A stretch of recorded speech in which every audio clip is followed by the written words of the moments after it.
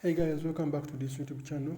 In this video we're going to be dealing with the MTN Uganda fastest APN settings ever known. So don't forget to subscribe to the YouTube channel Marriage Tech. Don't forget to share this video with your friend. I start up my tutorial. So those MTN Uganda subscribers, we're going to open the settings and then we check. We're going to go where we search from that one and then we put in APN.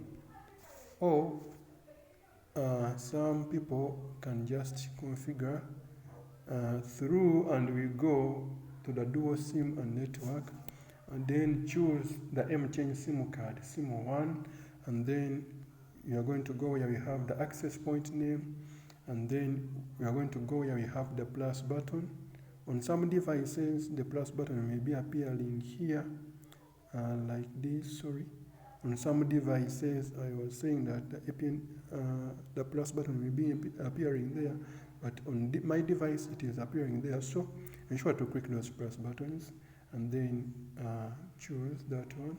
Then we are going to put in the network as the APN name will be the name. This one will be